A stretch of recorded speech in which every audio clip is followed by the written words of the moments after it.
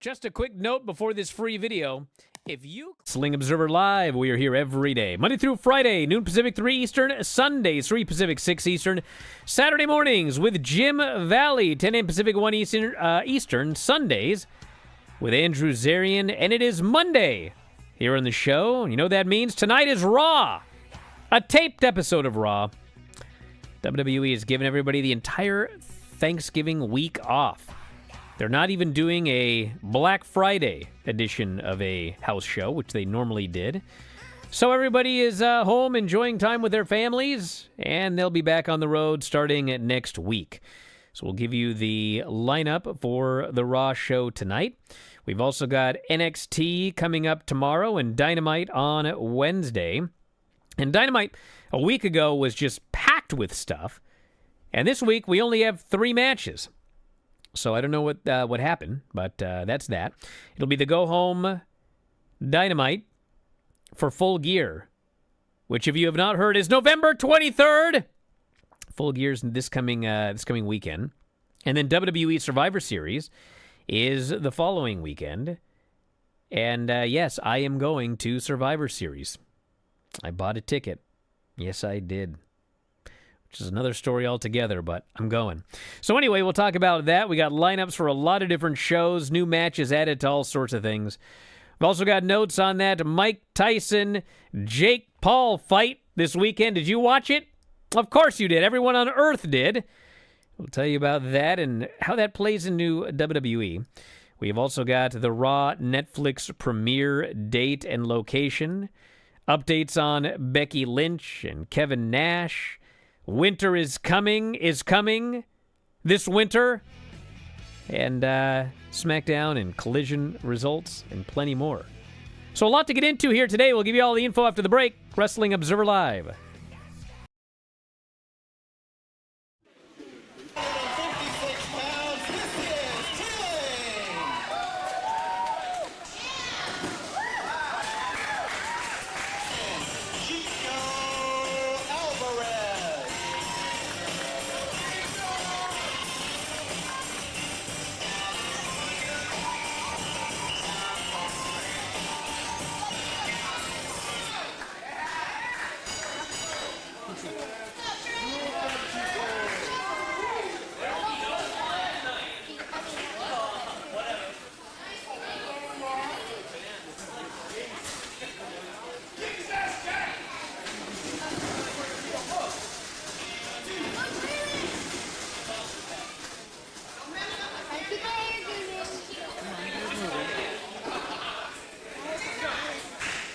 There's the front row being pretty quiet over there.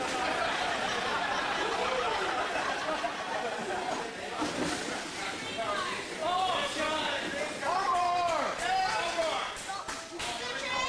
come on.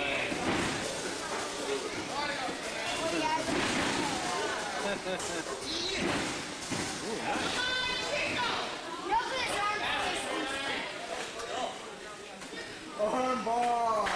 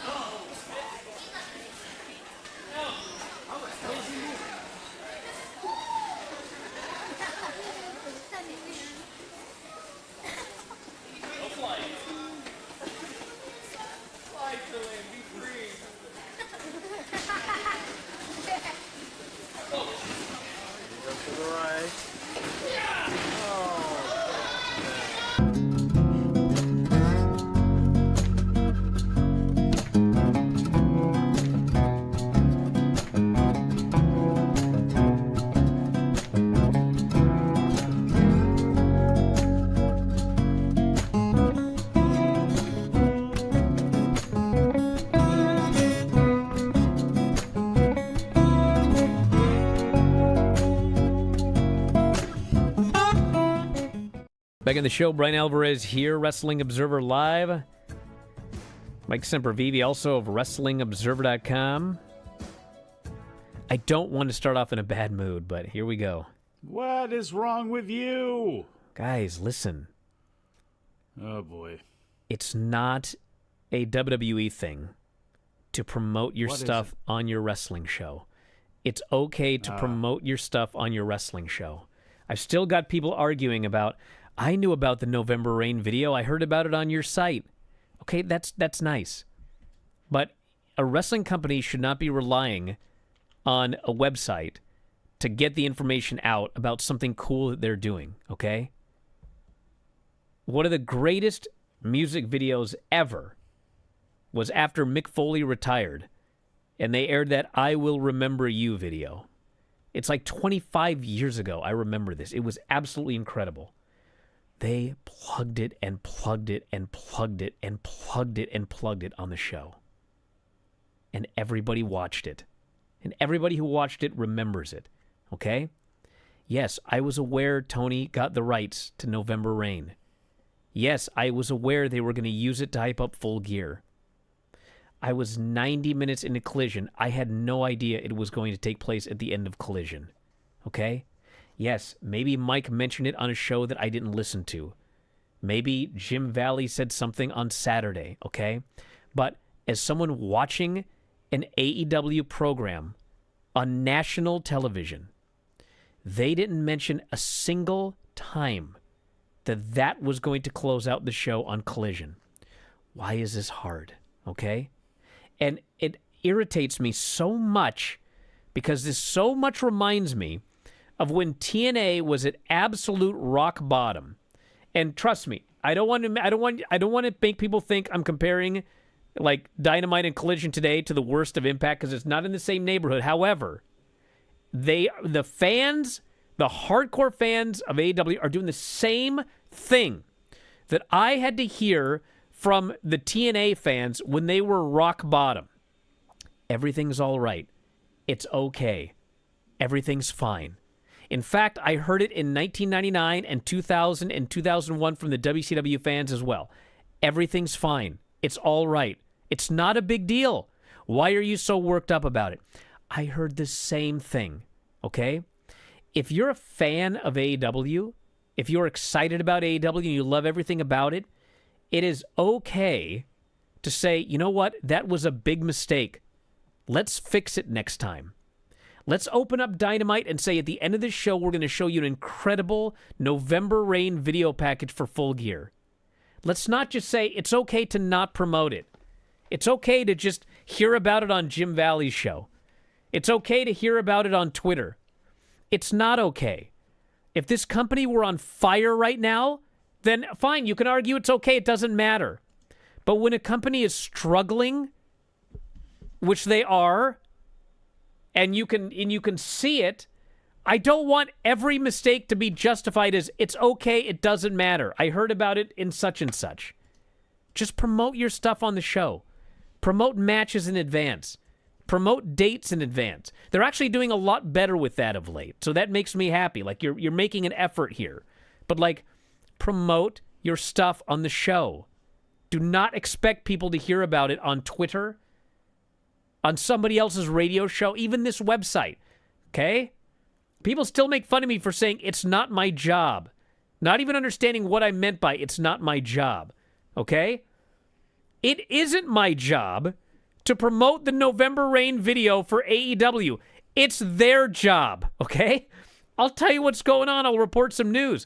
But the actual promotion of AEW matches, that's their job. Making sure that an overrun is worked into their program, it's their job, not mine, okay? So, like, the video was awesome. It was an awesome music video. Like, if it wasn't my job, I wouldn't have even seen it. Because about 10 minutes before, I'm like, dude, the show's done. There's nothing else. What am I sticking around for? Turns out it was a music video that they didn't promote a single time on Collision. Anyway, I'm done with this. God, it's okay to be critical of things that they do wrong. You guys are critical of me all the time. I make mistakes all the time. Tell me about it. It's okay. I'm not going to cry. I may complain. Nor will you admit to them, but I admit to them all the time. I got a question for you. What? Do you know why Roderick Strong is continuing to try to... No, I don't know why he's trying to recruit Mortos. Nor do I know why he's a lawyer. I don't know. Frank? Frank the lawyer. I don't know why. I have no earthly idea. And you know what? You know what really bothers me about that? I wouldn't even care that he's a lawyer. I wouldn't even care that his name is Frank. If not that I thought Roderick Strong and the Kingdom were like in an important feud with, like, they were like with Adam Cole now, and it was like a big time group or whatever. Instead, they're doing a bunch of goofy comedy on Collision. So yeah. Anyway, who cares? I'm still trying to figure out if Roderick Strong's a babyface. If he is a babyface. He is a babyface. Kyle O'Reilly's a babyface. He's a babyface. Is Daniel Garcia a babyface? I believe he's a babyface because he puts over the fans. Yes. Okay, because... See, this stuff I know because I watched the show. I'm confused, though, by watching the show because he keeps pushing around Jack Perry and he keeps getting the upper hand and beating this guy up a little bit. And then on Saturday, he and his crazy friend, who, granted, has got a reason to be crazy since Jack Perry attacked him, but... I mean, they duct taped him to the top of his own van and then drove him around the arena. I think it was with a chain. With a chain? Yeah. I thought there was some duct tape involved. My bigger issue was but... nobody came to save the poor guy. Well, that was another thing, is it's funny how security is stacked up at some places in these buildings, but not in others. But, yeah, this is all weird.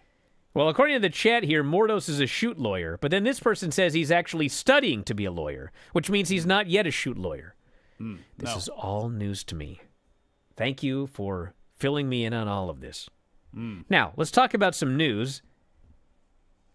Shall we? Sure.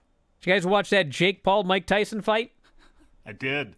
You know what's funny is, like, I have a real love-hate relationship with this Dana White bloke because sometimes this guy is like such an idiot. I mean, he's like a shoot idiot, okay? But other times he'll do a big long speech and I'm like, he is absolutely right about every last solitary thing he said in that. Man's falls for promoter 101. Look at this. He was explaining, he goes, okay, I know some of you are upset about what happened in that Mike Tyson Jake Paul fight. He goes, seriously here, who tuned in expecting the fight of the century? Really? Mike Tyson is basically 60. He's going against Jake Paul. The fight was it went exactly as you all knew it would, and now you're going to come on afterwards and complain about what happened? Well. And he's absolutely right. Nobody tuned in this fight thinking, oh man, 90s Tyson is going to be back. And like, you know what I'm saying? Nobody. You all knew he was 60 years old, and that the fight was delayed once because of health issues, and that Jake Paul is like 27 years old. You all knew what was going to happen. Yet everyone still complained about it afterwards. It's exactly what it was. I mean, I was impressed that Tyson went 8 rounds. You know, Jake Paul clearly was trying to not kill the guy, but he didn't kill him and he didn't really do much to him at all. He won the decision. It was the right call. And, like, what else were we expecting here? The great history of boxing, taking people for a ride, and promoters taking people for a ride and building up and just completely blowing up an event. I mean, this goes back to the days of people watching film strips of fights when they would go out and ride in the streets outside of movie theaters and say, this is killing the sport, we'll never pay for this again until the next time you get talked into paying for something like this. And I don't know, maybe the same people that are complaining about this are the same people that put bets on it, and they're probably the same people who put bets on professional wrestling. That's the only way I could see you being upset about this, but then again, if you are, I don't know, look in the mirror. Back in a moment with more Observer Live. Just a quick note before this free video. If you click like and subscribe, I'd be very thankful. Happy birthday, dear Granny. Happy birthday, Granny. Happy 95th birthday. Thank you. You got balloons behind you as well, Vinny. People can't really see them. No. They think it might just be your hump, but it's very festive. I day should not today. laugh at that. That's a horrible insult that you just gave. Yeah, me. you laughed. It was a good But it one. was funny. Happy birthday! Okay. Happy birthday, Granny! Thank you. Yeah. Okay, you guys. I don't even know what you just said. Okay, go. Bye! Bye, girls. Close the door, please. Rob Wanska, a top fan. That granny is one of a kind. If you cannot see that, you're blind. Whether she's knitting a quilt or giving Brian some guilt, she's the greatest old gal that you'll find. Was that who was that? Producer That was Rob. Rob. Producer Rob? Fine like job, that. Rob. He has talent? Thank you, Rob. Wow. This is Mariah May versus Anna J. Anna has a problem. Her top seems to want to drop down. She has to keep pulling it up. Mariah pins Anna for the win. I think Anna just gave up due to the fact that her wardrobe was malfunctioned. That's what happened? Yeah. Wow. Well, if they wore decent clothes, it'd be better. Those T-straps are ridiculous. Those what? T-straps. Don't you know what a T-strap is? No, I do not know what a T-strap I don't is. think there's a T-strap in Brian's closet, Granny. No. Well, I don't know. T-strap. Oh, a thong? Why don't you say a thong? A what? Never mind. You don't know what a thong is? No. Why are we having this conversation? What part of the body is it on? Does it go on the Woman. top or the bottom? On your Butt? butt. Yep. Okay. Granny had to be very careful. So it's a thong. Why are we having this conversation? According to the Old Testament of the Bible, who is the father of both Isaac and Ishmael? Job. Abraham. Wrong. Oh, really? Abraham. I just... Did you say that? Yes, he did. Yeah, I did. Oh, okay. You're right. Yeah. I just didn't hear you. Well, Granny, I hope you had a happy birthday today. I had to. Hey, we got a special present for you. You are officially being inducted, yes, into the Hall of Awesome. It's about time. Yes. You know what that is, Oh, Granny? Wait a minute. Wait a minute. I want everybody to see this. How can I show it? Clearly, Granny is really excited about being inducted into the Hall of Awesome. She's busy showing off her trophy. Is that an old gray mare trophy? It's got a horse on it for some reason.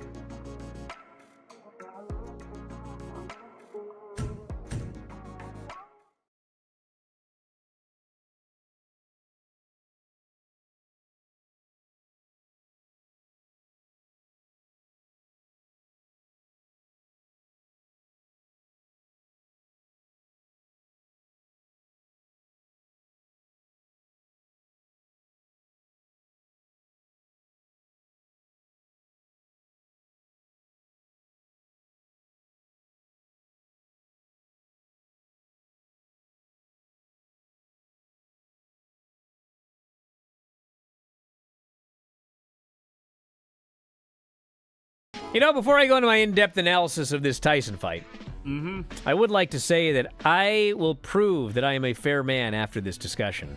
Because I will also talk about something that WWE did this week, which made me even more furious than the unadvertised November Rain video on Collision. That will be coming up next. But first off, this fella here says, couldn't even KO a 60-year-old man, pathetic. Okay, first off, Jake Paul's not that great a boxer. Okay? And even though he's 57 years old, he's still Mike Tyson. Okay? So, like, I can't call that pathetic. And as far as, like, listen, Mike Tyson was a very powerful man. He would punch you really hard and you would die. I know this because I played Mike Tyson's Punch-Out. It was very difficult to beat the man. He's 57 years old, but man, he can still, you know, he could have got it. He could have knocked that guy out, but he didn't. But, like, he's got a giant brace on his knee. You can watch him. He can barely move. I mean, all things considered, you know, when it was over, Tyson said, you know what? I was proud of myself. I went in there. I got to go 8 rounds one more time. All my kids were there. 57 years old. I'm satisfied with that. Jake Paul put him over afterwards. Someone says here that people claim they're quitting Netflix en masse because of the result. No, they're not. No, they're just not. Stop. I heard this after that Royal Rumble with Roman Reigns. But the big thing, the most important thing is not even the fight itself, but that between 110 and 120 million people watch this show. And those are Super Bowl numbers. And yes, there were, some streaming issues.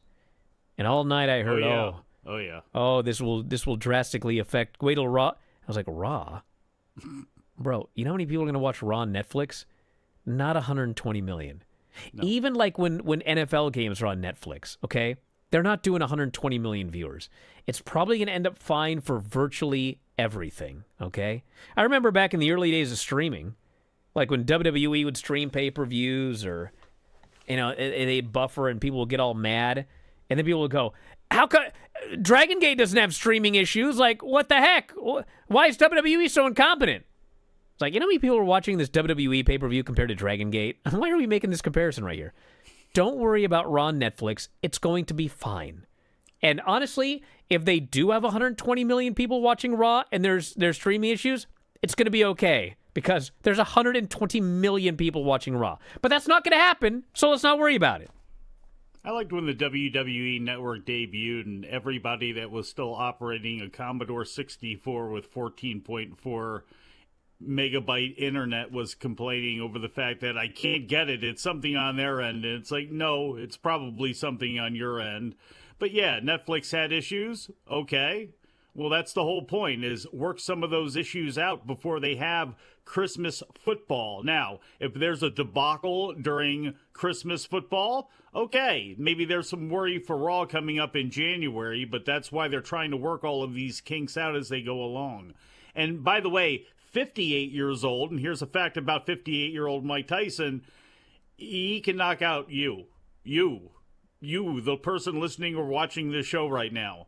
You saw what he did for 2 minutes. That's a 58-year-old man who can still lay waste to most people. So he should be proud of himself for being able to go out there and still being in that type of condition at this point in his life.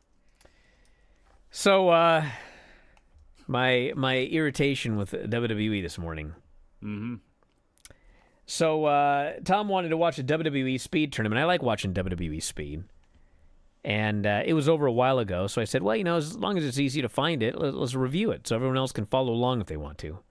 So I go up to the WWE Speed Twitter account, at WWE Speed, if you'd like to go up there yourself. And lo and behold, there's all the matches in order. I was like, cool. So I start watching it. Io Sky's in it, and Candice LeRae, and Piper Niven, Kyrie. I'm watching the matches. I watched the quarterfinal. Watch the next quarterfinal. Just speeding through it on the treadmill. Get to the semifinals.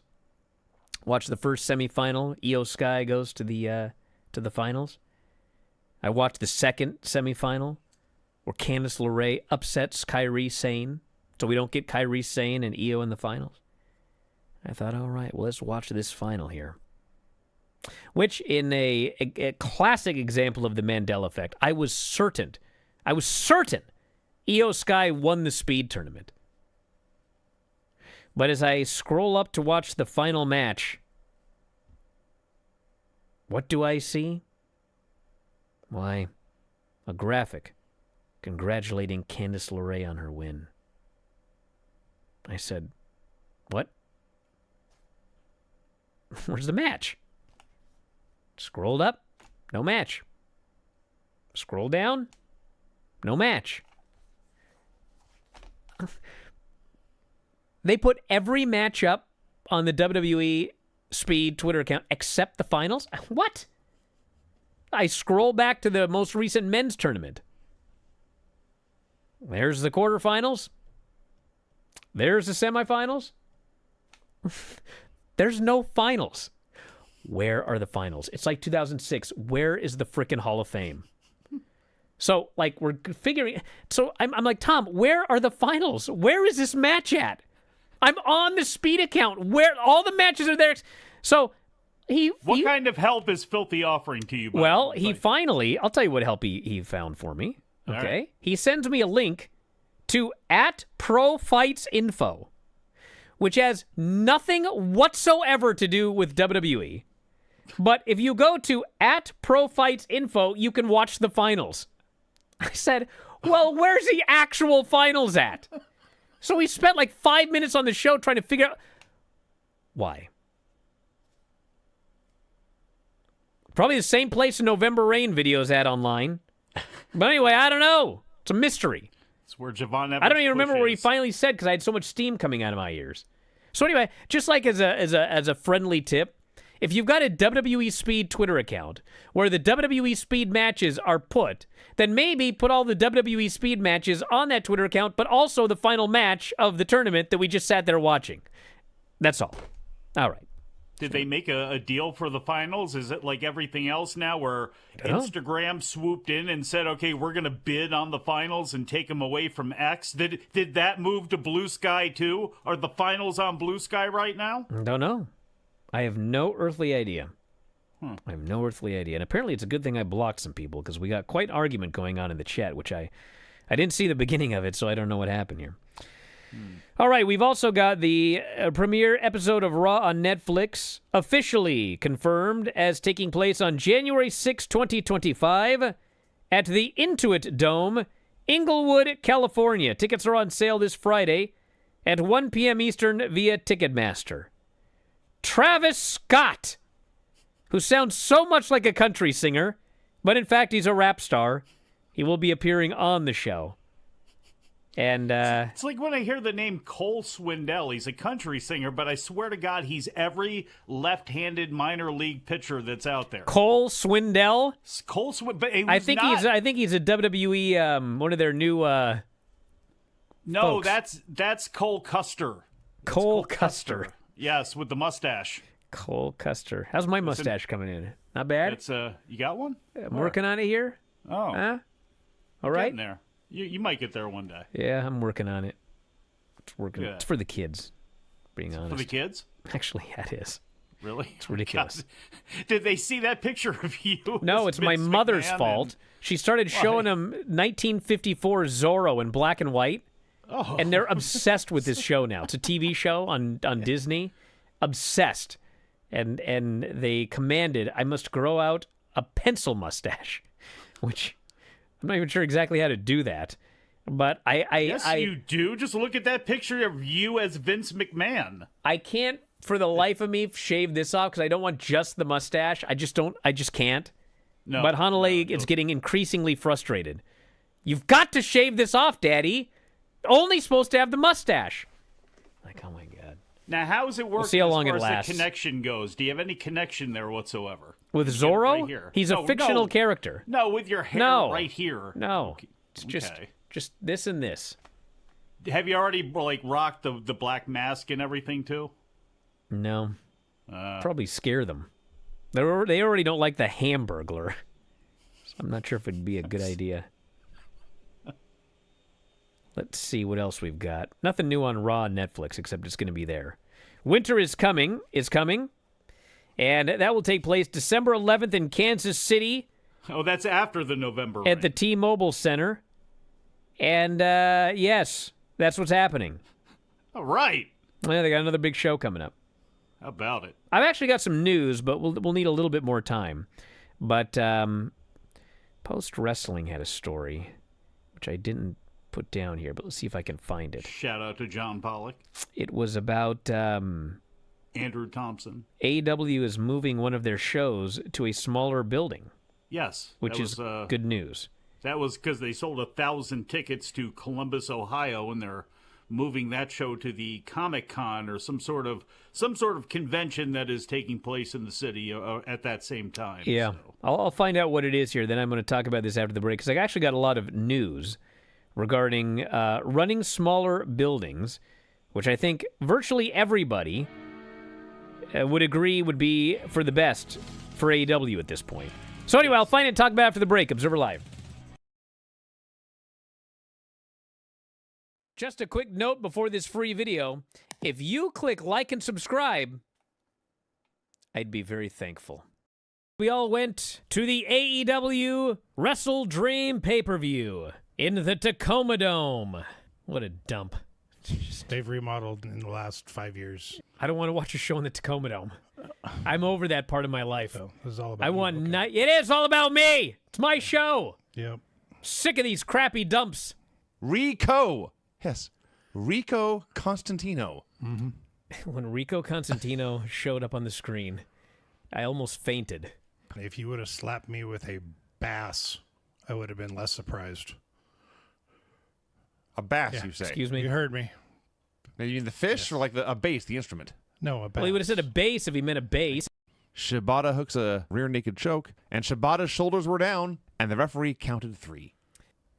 I don't care what happened in Florida in 1973. That is an Eddie Graham babyface finish when he wanted a heel to get a fluke win. The crowd hated it. Hated it. You know, people are upset that Adam Cole's back as a babyface or whatever.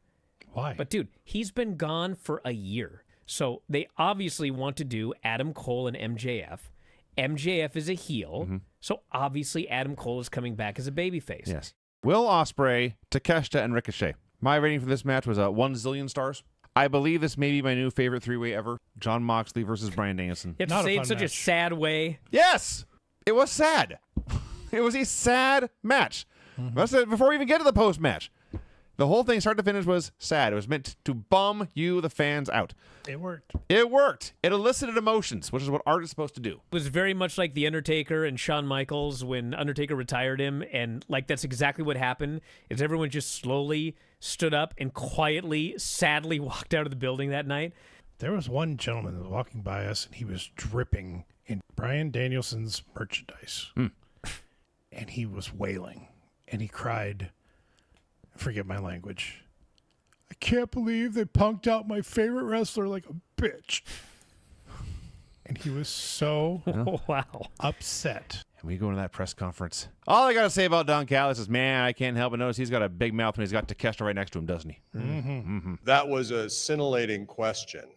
And I think maybe after that, we're finally, the Bryan and Vinny show might actually just be the Bryan show.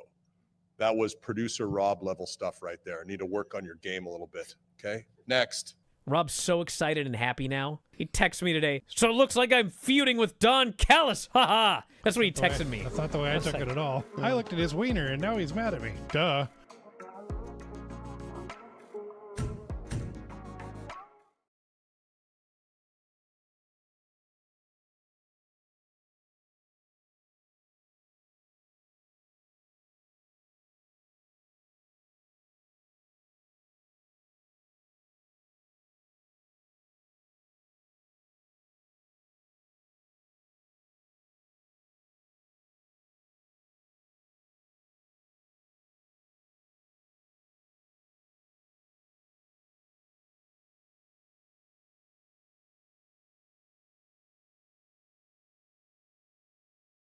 All right. So I'm going to say it's going to be kind of vague. All right, but it's happening. I just don't know all the technical details, okay? So listen. So first off, there was scheduled to be a Collision show on December 7th in Ohio. And Post Wrestling had the story November 15th, a few days ago. AEW announced the December 7th taping of Collision will no longer be held at the Nationwide Arena in Columbus, Ohio. Show was listed as canceled. It will now be part of GalaxyCon at the Greater Columbus Convention Center. So the Nationwide Arena was a 20,000-seat venue, and we're about 3 weeks away. They'd sold 1,000 tickets. Obviously, that's not good. You don't want 1,000 tickets in a 20,000-seat venue. So it was canceled. Now, I've been arguing for a long time, and it ain't just me. It's a lot of people, including people in AEW. Most rational, sane thinking people. Start booking smaller buildings, okay? I mean, there are times where I watch NXT on Tuesday night. They're in a tiny building with 200 people in the building, and the atmosphere is significantly better than like a Collision, sometimes even a Dynamite. Like the Dynamite, last Wednesday, I mean, the crowd was dead. So Which, by the way, is not helped by the fact that TNT Sports really does know how to mute a crowd. It came up again during the World Series and the playoffs for baseball. Like, I don't know what part they play in some of the wackiness that happens with the production errors with AEW, but if they're in charge of the sound mixing, somebody stop them, please. Paul Heyman figured out, like, in the 90s, and obviously part of this was because, they were at a very limited budget with ECW, but he loved packing tiny dumps with just, like, fans, like, literally hanging from the rafters. Clip that. It's not even like but if it fooled people into thinking, my God, this is the hottest promotion in America. There were some of you don't remember this. There were people that argued in the 90s, Lenny would have been one of them, that ECW was the hottest promotion in America at a time when WWF and WCW were absolutely brutalizing them in every single aspect of business. But because they packed, 1,000 fans in an 800-seat building, it's like, oh my God, look at this. It's just crazy. Look, WWF was built on those sorts of magic tricks done in post-production. Yes, ECW and WWF at the time had to do things completely differently, but if you watch in the 80s, when you watch Superstars and all that stuff challenge, like, you would think the people are losing their minds. If you ever went to a TV taping, they were some of the saddest, most slow-moving, darkest types of shows you could possibly ever go to. They were awful, but it's the tricks they did to make it look good, which AEW's got to increase in doing here soon. Now listen, if this is all about ego and you just want to book large buildings because, AEW should run in large buildings and not small buildings, we'll book the biggest building in every city. I mean, you can do that if you want to, but why? I just said you could do it if you want to, if you've got a lot of money. But what you should do, and I think everybody agrees on this except maybe Tony, book a smaller building. Pack it. Make it look like, hey, you better buy your ticket or it's going to sell out and you can't even go. So anyway, the point of all of this is I have been told that there is headway being made in running smaller buildings. Now, you hear that and you think, why does headway need to be made? Just book smaller buildings. Well, apparently, there actually was, and I cannot give you all the details. I don't know all the details, but there was a logistical reason why they were running a lot of larger buildings, and it had to do with the set, and in particular, the lighting rig. There was something that they had in their set that was basically too large and heavy to get into smaller buildings. And so they have been working on retooling it so they can actually get their set into smaller buildings. And so I think as the year is like 2025 kind of starts coming in, they've been talking about different ideas for production and everything like that. I think we're going to finally get the move. There are going to be smaller buildings. They're going to work on some production, and hopefully that will be a positive in terms of how the show looks, sounds, etc. on television. And they'll save a lot of money. So, and people might say that that's a terrible excuse as to why couldn't they rush that. I don't know why. I'm not in that business, and nobody else is either, but the fact that they do realize that and they are going to do something that they could temper to the building that they go into, good. And when you go into some of these smaller buildings, and it doesn't have to just be, as we've talked about, the college building, the community college that may only be 4,500 or 5,000 people or something like that. Go into bars that have a specific look to them, something that aesthetically is going to come across good. Obviously, there's the talk of the Hammerstein. We've seen that a zillion times. Try to search out some other places that maybe you can get into where the aesthetic of the building is going to make up for the fact that you have less people in it. All right, let's talk about some of the highs and lows of SmackDown and Collision. Mina Shirakawa and Harley Cameron.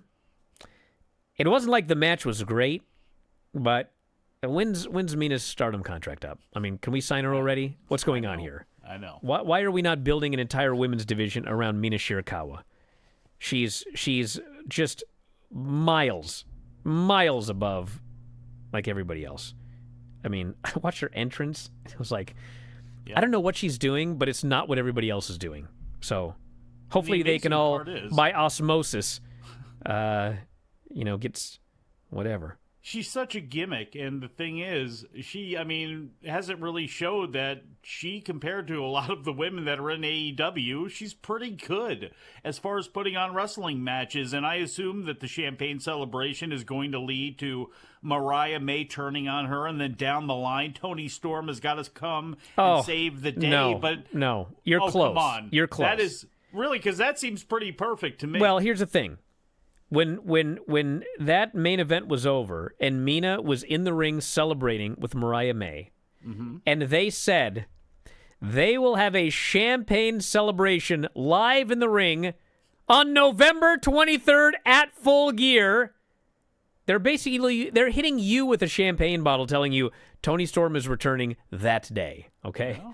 This is it's a champagne celebration on pay-per-view. I mean, if it's just going to be a turn, you can do that on TV. It has to be the return of Toni Storm. They're having a champagne celebration on a live pay-per-view as a segment, which, by the way, they've already got like 30 matches, so something huge has to happen. 1, 2, 3, 4, 5, 6, 7, 8, 9. They've got 10 things announced for the show, one of which is a champagne celebration. That must be the return of Toni. Have you pontificated on the promo battle between... I'm not a pontificator. Sorry, what? Harley Cameron and Mina Shirakawa that led into this match? Did you talk about the promo battle that they yes, had? Of course, in great detail. Yes. And then the main event was Mariah May and Anna Jay, hardcore match for the women's title. And it was a pretty good match. It was a lot of just hitting each other with stuff. Well, but they did it with a lot of gusto. They worked hard. That's okay. We'll accept that. And yes, the main event November Rain video. If I don't hear this plugged in every single segment on Wednesday, I'll be real mad. I'll take the next day off.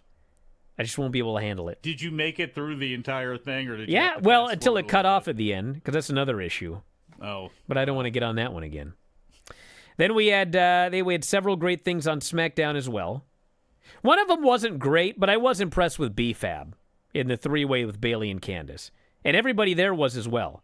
I mean, they all put her over. She never wrestles, dude. Never. No, ever. And she looked totally fine in that three-way. So unlike Adriana Rizzo, who never wrestles, and then they threw her out there and she looked like she never wrestled.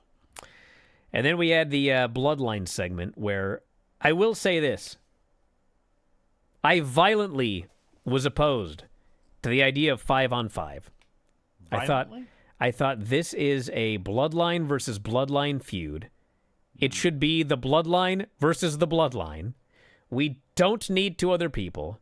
There is no law that says you need 5 people in War Games on each team. But they were determined to do 5. Yeah. And so, even after I knew the Raw spoilers, and I'm a big fan of Bronson Reed, and Seth is a great wrestler, I was still like, I just want Bloodline versus Bloodline. This is unnecessary. But when they shot this angle on SmackDown, and Bronson Reed showed up, and my new dream tag team was formed, Bronson Reed and Jacob Fatu, they should win every title in WWE as a team. I was like, all right. I was wrong. This is awesome. They ruined the original Bloodline. They killed them. They left them for dead. And it was awesome destruction. So that was great. I liked it. And then, and I can't even believe I'm reporting this, but I am a fair man. The best thing on SmackDown, by miles in fact, was Nia Jax versus Naomi for the women's title. They had a... Coming around to the Queen, look at you. Hey, I've been on the Queen bandwagon before most of you, okay? I was putting her over. I said she had trimmed down, was in great shape, was moving a lot better, was having really good matches. I was putting over Nia Jax until Bad Blood when she had that absolutely atrocious match with Bayley. Well, which I even said appeared to be an aberration, okay? But man, her and Naomi, they had a great match. And there was a bunch of people interfering, but it all played into the storylines, which are leading to the women's War Games match. And I mean, it was a flat out excellent main event. And Nia won with the Samoan drop and Annihilator. And I was like, wow, how about that? That was quite great. And then the show ended with Roman attempting to call the Wise Man. But in storyline, Solo broke the Wise Man's phone, so Paul had to get a new number. It's ridiculous, but you know what? Sometimes you got to suspend your disbelief to make a story work. Well, so Paul isn't answering the phone. We don't even know if he's watching the TV. He doesn't know Roman's trying to call him. I need to know what Granny thinks about this and if she can compare and contrast it to what is going on with Young and the Restless and Sharon right now. I don't think Sharon's the one we got to worry about in Young and the Restless. I don't know. She's killing it's people Victor. And whatnot. We're still waiting for him to get his. I don't think it's going to happen. Always. Yeah. But anyway, that was a very, very good main event. And the rest of the show was... Actually, I would say the rest of the show was a below-average edition of SmackDown of late. But the main event and the Bloodline segment, I mean, man, that carried the whole show. And tonight on Raw, it is taped. I won't do spoilers. But we do have Seth Rollins, Bronson Reed, which plays in the War Games. Braun Breaker against Sheamus for the Intercontinental title. And Rey Mysterio and Zelina versus Chad Gable and Ivy Nile. And yes, I will be going to Survivor Series. Couldn't get credentialed. Can you imagine? But I bought a ticket. Back in a moment, Observer Live.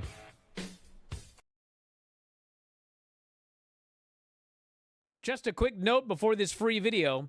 If you click like and subscribe, I'd be very thankful. Let's do this unnecessary censorship. Talk about your Psalms, talk about John 3:16. Austin 3:16 says I just your ass. That was terrible. Horrible. They weren't the Heart Foundation. They weren't the British Bulldogs, okay? They're two geeks. And this celebration these guys did. Oh. I mean, they're like, Sean, give me brother. Yeah. A place like that? You two dorks. That's what you did. Why are you so excited? Because they're awesome. Okay. That was better than the first one. It picked up at the end there. Yes. Unnecessary censorship. He beat him. And he beat him. And he beat him. And he beat him. And he beat him. And he beat him. And he beat him. And he beat him. I'm sweating. Time to stop. And he beat him. Was this edited? And then he beat him. And he beat him. So. I actually wore that shirt. It just says he beat him, he beat him, he beat him all the way down. Like, all the way down, you say? I dropped her off at camp, and the camp counselor just looks at me. She goes, he beat him and beat him. I was like, gag gift. Brian, would you for me again this week? It's too hot to do much. That's true. It is too hot to do much. I guess I just better do it because it came up for me. I'll wait.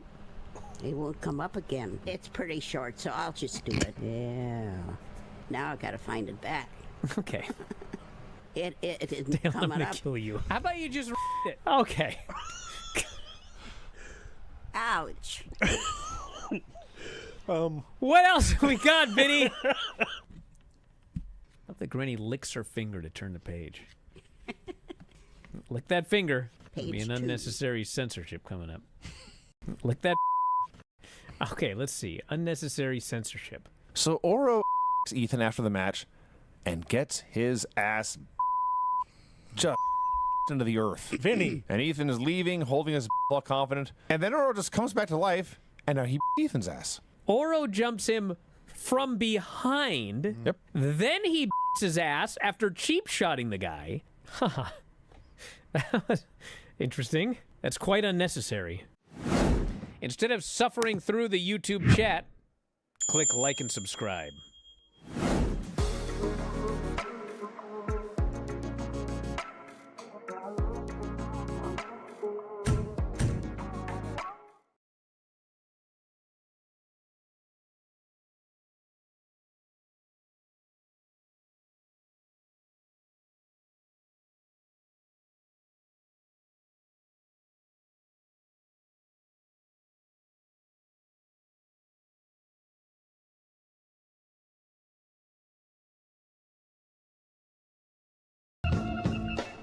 Back in the show, Bryan Alvarez here, Wrestling Observer Live. Almost done, boss. So it was. By the way, was anyone aware that Rampage was an earlier start time this Friday? No. Did anybody know that? No. Because apparently it was, but I didn't watch it, so I don't know. Looks like the answer is no. No one knew. That might have been an important thing to advertise. You know what I'm saying? I want to see if they end up in 5 digits by the time the show gets yanked off the air. I want to see is it 79,000 people tuned in for the last segment of Rampage? And then someone explained that, that last minute that you missed wasn't AEW's fault. It was YouTube TV's fault. Because they used to record 1 minute over, and now they don't anymore. Mine did. Well, the point is this wouldn't be an issue if you just ended at the top of the hour. Yeah, that's true right? too. I didn't miss any of SmackDown. I didn't miss any of NXT. I didn't miss any of Raw, because they all ended at the top of the hour. No, Brian, no. So no, it's not YouTube TV's fault that AEW went an extra minute and then YouTube TV didn't record it. No, Brian, you need to get better at this, okay? It's not their job to format the show into a certain time, okay? It is art, it is sports, and in art and in sports, sometimes things go over the top of the hour, and you need to be prepared for it, Brian. This guy says they ended before the top of the hour. Okay, so end before the top of the hour. I do every day on this live show. Yeah. I don't go till 1 after 1, or whatever time it is on the East Coast. I don't go till 4:01 hoping somebody, the recording was set for an extra minute. I end on time. It's not hard. All right, Sandman, I see he's agreeing with me. I'm not mad at you. I like you, Sandman. You were my favorite wrestler in ECW back in the day in those tiny dumps. Anyway, we're out of here. Enjoy Raw tonight. We'll talk to you next time. Wrestling Observer Live.